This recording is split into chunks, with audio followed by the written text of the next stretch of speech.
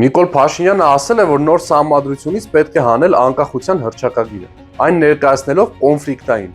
Իրականում սա պետության հիմքերի քայքայում է, որովհետև անկախության հռչակագիրը մեր պետության ծննդականն է, եւ դրանից ուղղակի հրաժարվել կարող է միայն թուրք ադրբեջանական շահերը սպասարկող իշխանությունը։ Կարծում եք չափազանցնում եմ։ Եկեք նայենք այսօրվա լուրերը, շեշտում եմ, միայն այսօրվա։ Բացի անկախության հռչակագրի թեմայից, պարզվել է, որ Հայ դատի Ամերիկայի հանձնախմբի դեմ վարկաբեկման արշավում ներգրաված է եղել նաև ՔՊԱ-ական պատգամավոր Մարիա Կարապետյանը, մի կազմակերպություն, որը զբաղված է միջազգային հարթակներում հայկական հարցի լոբինգով, հայտնվել է ՔՊ-ի թիրախում։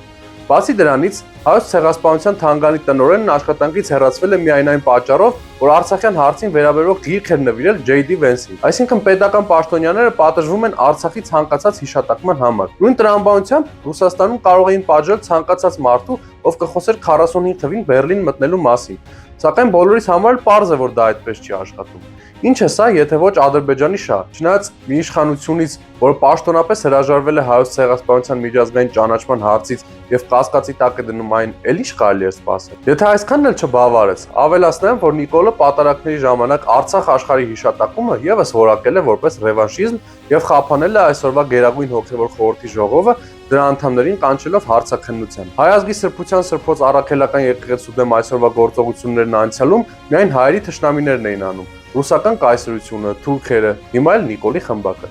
Այս ամենից հետևում է մի պարզ ճշմարտություն։ Նիկոլի իշխանությունը բացահայտ սպասարկում է թուրք-ադրբեջանական օրակարգը։ Նրանք ոչ միայն թուլացնում են մեր պետությունը, այլ աշխատում են ընդդեմ մեր պատմության եւ մեր եկեղեցու։ Նրանցից պետք է անհապաղ ազատվել, որովհետեւ այս խմբակի վերընտրվելու դեպքում հետևանքներն աղետալի են լինելու։